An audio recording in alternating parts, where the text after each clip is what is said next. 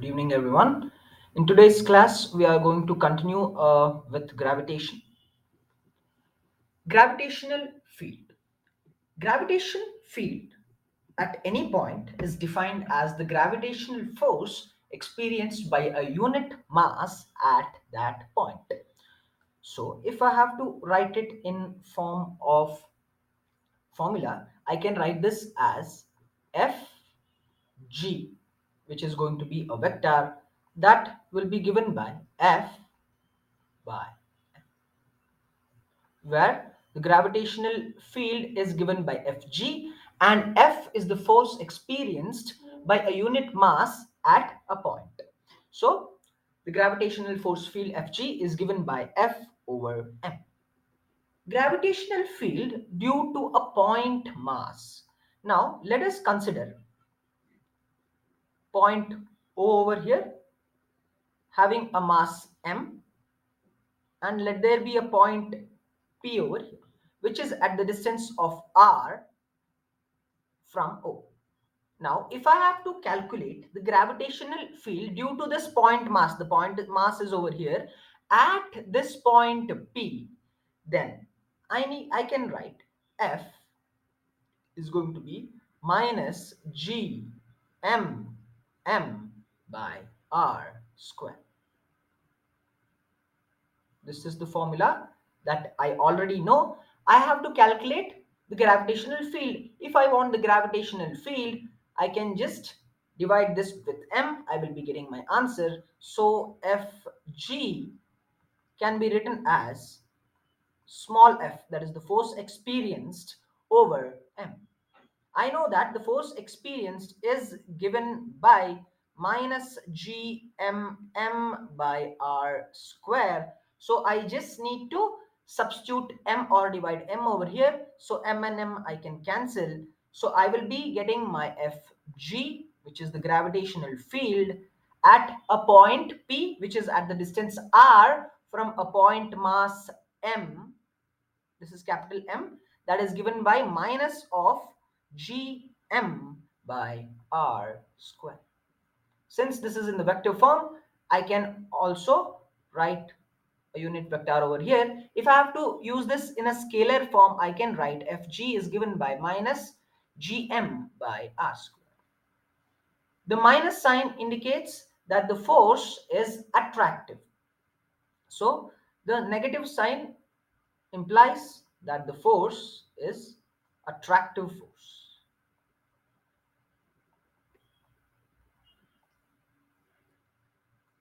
Moving on, gravitational energy and gravitational potential.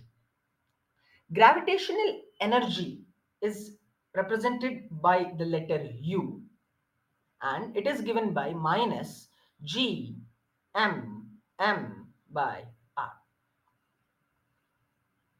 This is the gravitational energy.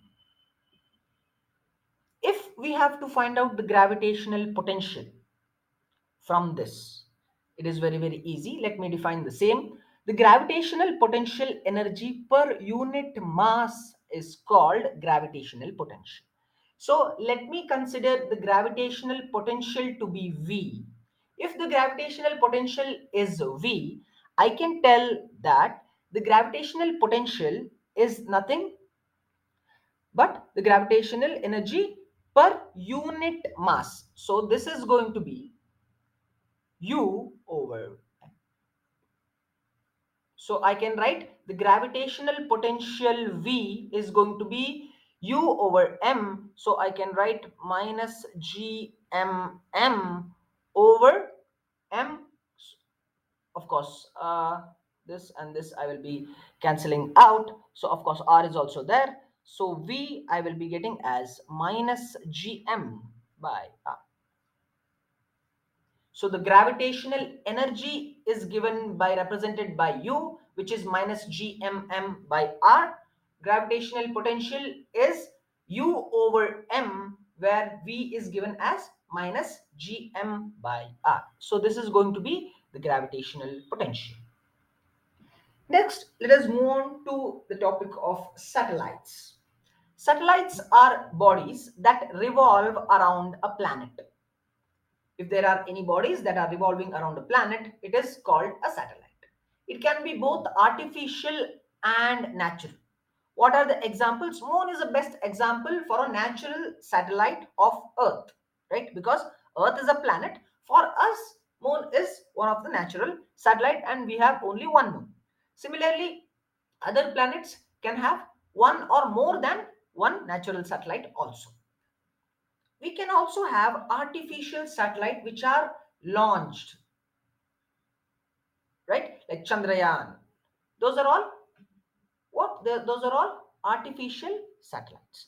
Now, what are the advantages, or why do we use satellites?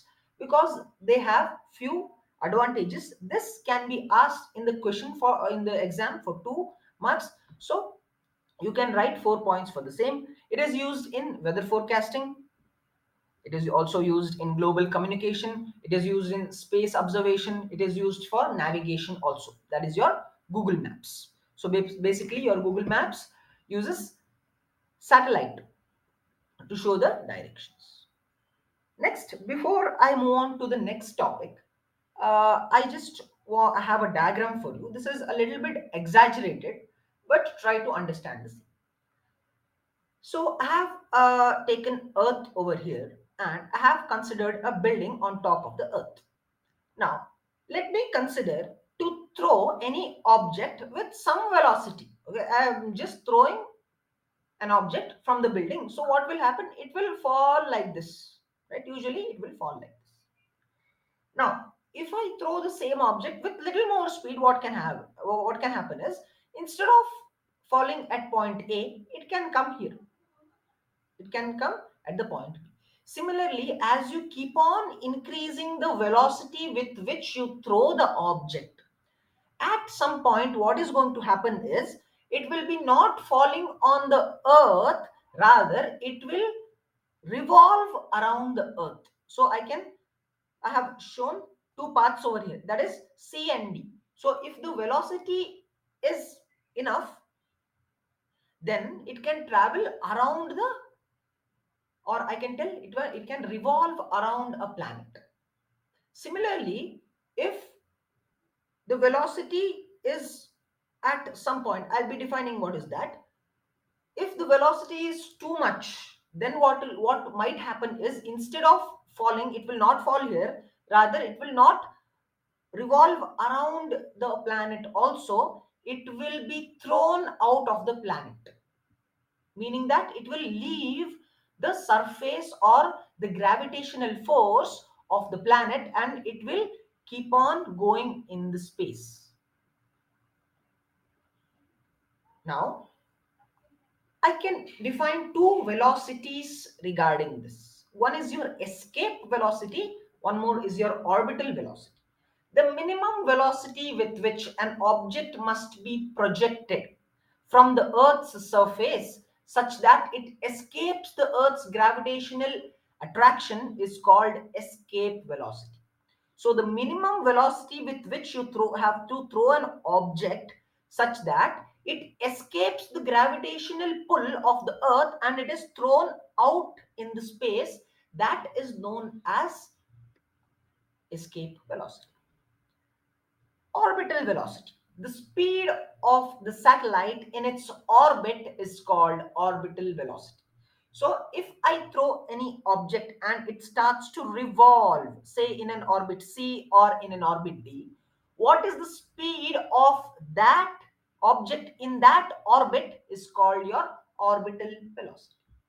So regarding escape velocity and orbital velocity, we can have derivations. So I will be discussing the same in the class. Derive an expression for escape velocity. So we have to derive an expression for escape velocity. Let us consider gravitational potential energy of mass m at the surface of the earth of mass capital M and radius r. This we already know. So we can start by writing the gravitational potential energy, which is minus gmm by r.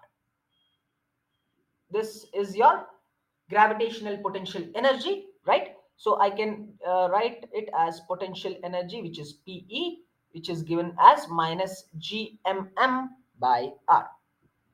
Now, if it is projected with some velocity, let us consider that. I will go back to this slide. So there is an object, of mass m, and earth is of mass capital M. If this object small m is thrown with a velocity say v, okay, then the kinetic energy, I can write the kinetic energy of that particle will be half mv square, right? So I have considered the potential energy, I have considered the kinetic energy. I know that the total energy is nothing but the addition of kinetic energy and potential energy. So I can write your total energy E now. It is given as Ke plus Pe. So I can write half mv square minus gmm by r. Since the radius is taken as capital R, even I'll be taking this as capital R. When a body leaves the Earth's surface, so we are deriving an expression for escape velocity, and I told you that when will escape velocity come into play? When the velocity is such that it escapes the gravitational pull of the Earth and it is thrown away in space, right? Now, as any object travels away from the Earth, what is going to happen to the I mean, the force of attraction, it is going to reduce, right? Yes, it is going to reduce. So can I tell that when a body leaves the Earth's surface and as it goes away from the Earth's attraction or Earth's gravitational pull, its total energy will be tending to zero, or it will be zero. So I can write that E is going to be zero when a body leaves the Earth's surface. When E is equal to 0, I can take this as your equation number 1, this as your equation number 2, this as your equation number 3. So when E is equal to 0, I will be getting half mv square minus gmm by r. This is equal to 0. I can just send this to the other side. So I will be getting over here half mv square will be equal to gmm by r. So I need an expression for velocity. So I will be cross multiplying half m to the other side. So I will be getting here gmm by r multiplied by 2 over 1 m. So this m and this m I can cancel. So v square I will be getting as gm, of course I have a 2 also, 2 gm by r. 2 gm by r. So this is going to be v square. If I need an expression for just escape velocity, I can just take root on both sides. So I can write it as 2 gm over r. So this is an expression for escape velocity. But I already know that g, which is acceleration due to gravity, this is given by gmm by r square. So I can substitute the same over here. So I can also write v escape velocity is also given by 2 gr. So this is an expression for escape velocity. Now let us move to derive an expression for orbital velocity. Consider a satellite moving around the Earth's surface having a mass m and a radius of r around a mass of the planet m. So I can consider here, let me draw the same over here. So there is a planet like this, which is having the mass m. Around this, there is a satellite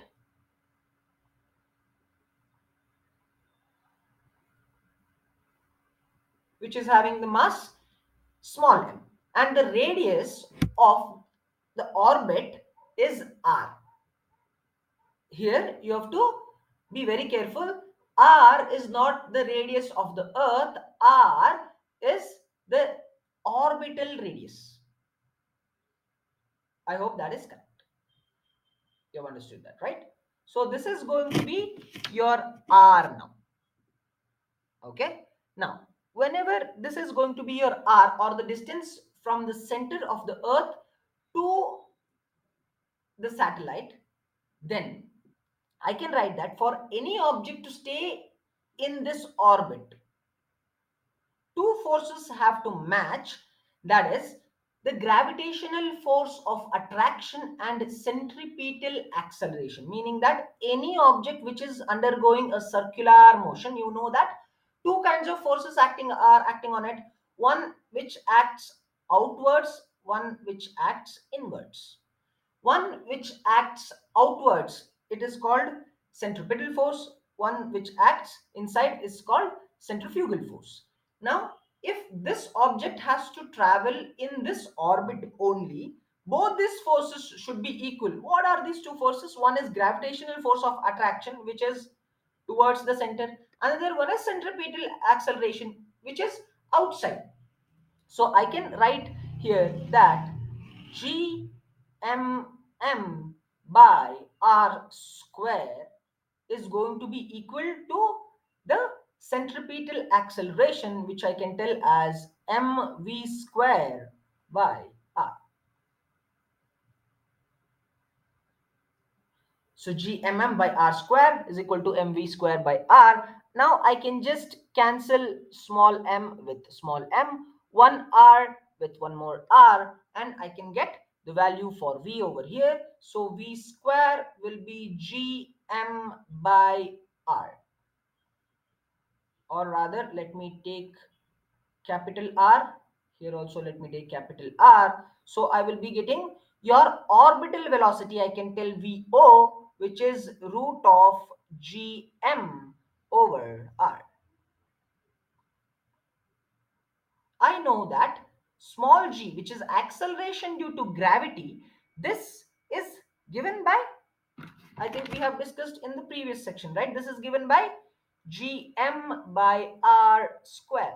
Now, substituting the same over here, I will be getting VO, which is also called the orbital velocity, that is root of g r. So this is going to be the orbital velocity. Moving to the time period. So if there is a satellite which is traveling or orbiting around a planet, there has to be some time period, right? The time taken by the object to complete one complete revolution. For example, if we are talking about the moon is a satellite, right? How many days does moon take to go one full round around the earth? It is 28. Basically we can tell 30 days, right? That is the time period of the moon. Similarly, the time period of any satellite which is traveling around a planet, how to find that out? It is very easy. So let me take a planet of mass m. Outside there is a satellite of mass small m traveling with a orbital velocity v naught. Now we know what is the orbital velocity, so I will be taking v naught as your orbital velocity. Now if I have to calculate the time period, so what is time period? Basically time given by, can I write that time is nothing but distance over velocity? Or I can write speed also, not a problem.